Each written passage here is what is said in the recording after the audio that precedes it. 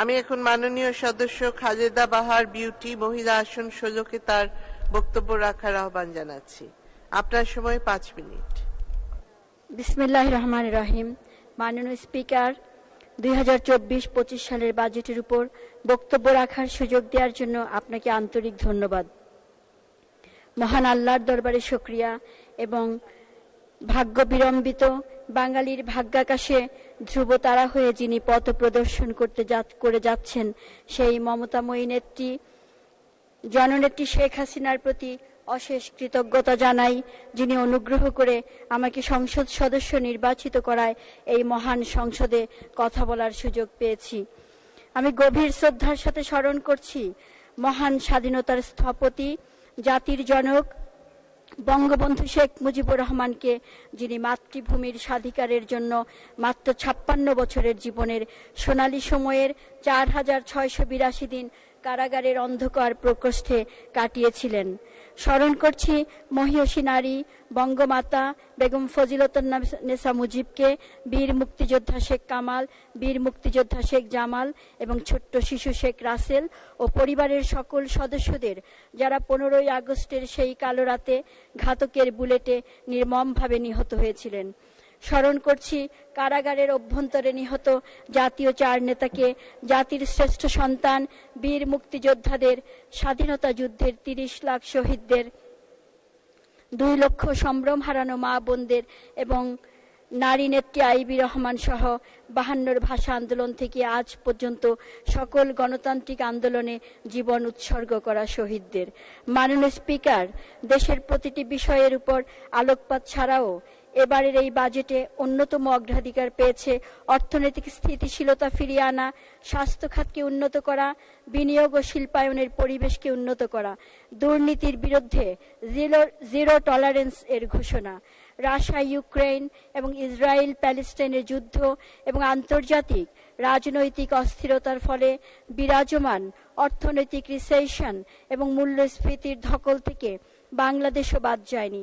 এই প্রতিকূল এবং সংকটপূর্ণ পরিস্থিতিতে মাননীয় প্রধানমন্ত্রীর দূরদর্শী নেতৃত্বে এবং মাননীয় অর্থমন্ত্রীর অক্লান্ত পরিশ্রমে প্রণীত বাংলাদেশের ইতিহাসের সবচেয়ে বড় 7,97,000 কোটি টাকার বাজেট সময় উপযোগী, বাস্তবসম্মত ও গণমুখী হয়েছে বলে আমি মনে করি।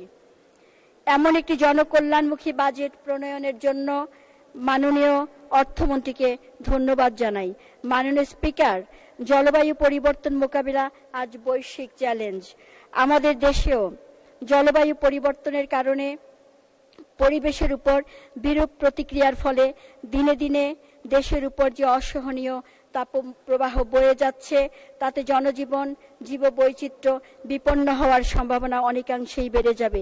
এই প্রাকৃতিক বিপর্যয় থেকে জাতিকে রক্ষা করতে হলে সারা দেশে সবুজায়ন প্রকল্পকে জোরদার করতে হবে এবং বসতিগুলোকে আয়তন এবং জনসংখ্যার অনুপাতে বনাঞ্চল, জলাশয়ের নিশ্চয়তা বিধানের মাধ্যমে পরিবেশের ভারসাম্য রক্ষা করে দেশকে এই দুর্বিষহ অবস্থা থেকে বাঁচাতে সংশ্লিষ্ট মন্ত্রণালয়কে 100 কোটি টাকা বিশেষ বরাদ্দের পরও প্রয়োজনে আরো বেশি বিশেষ বরাদ্দ প্রদানের জন্য মাননীয় অর্থমন্ত্রীর দৃষ্টি আকর্ষণ করছি।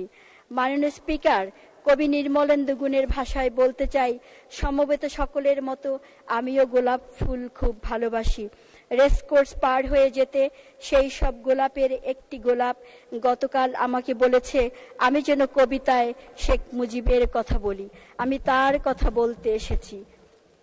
শহীদ মিনার থেকে খসে পড়া একটি রক্তাক্ত ইট গতকাল আমাকে বলেছে আমি যেন কবিতায় শেখ মুজিবের কথা বলি। আমি তার কথা বলতে এসেছি। মাননীয় স্পিকার, 1000 বছরের শ্রেষ্ঠ বাঙালি, জাতির জনক বঙ্গবন্ধু শেখ মুজিবুর রহমান মুক্তিযুদ্ধের 20 বছর আগে থেকেই স্বাধীন বাংলাদেশের স্বপ্ন দেখেছিলেন।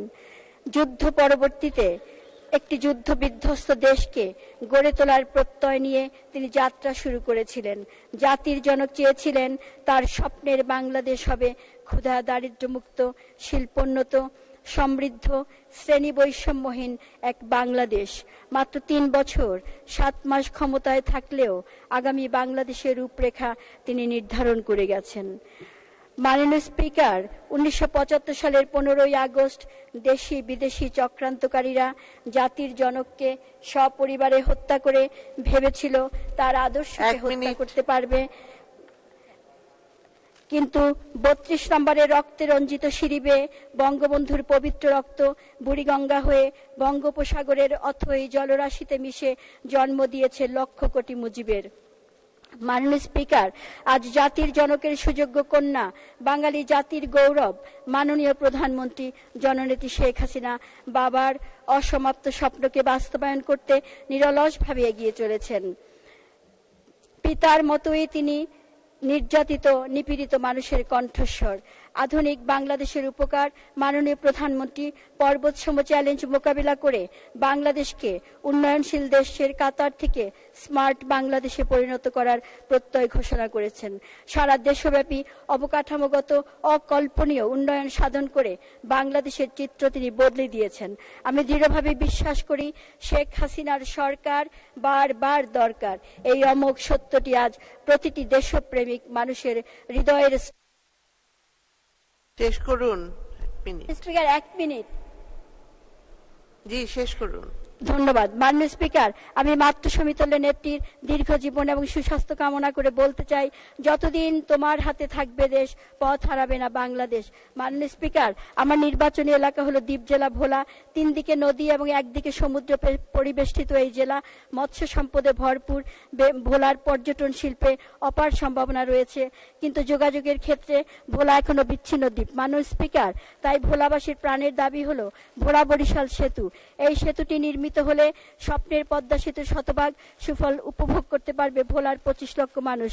ভোলার ইরিশা ঘাট থেকে লক্ষ্মীপুরের মজু চৌধুরীর ঘাট পর্যন্ত ব্রিজ বা টানেল নির্মাণ, যা আজ সময়ের দাবি। ভোলার গ্যাস জাতীয় গ্রিডে অন্তর্ভুক্তির সাথে সাথে ভোলাবাসীও যাতে এর সুফল ভোগ করতে পারে। এছাড়াও একটি পাবলিক বিশ্ববিদ্যালয় এবং একটি মেডিকেল কলেজ ভোলাবাসীর জন্য অপরিহার্য হয়ে পড়েছে। মাননীয় স্পিকার, আপনাকে ধন্যবাদ মাননীয় সদস্য।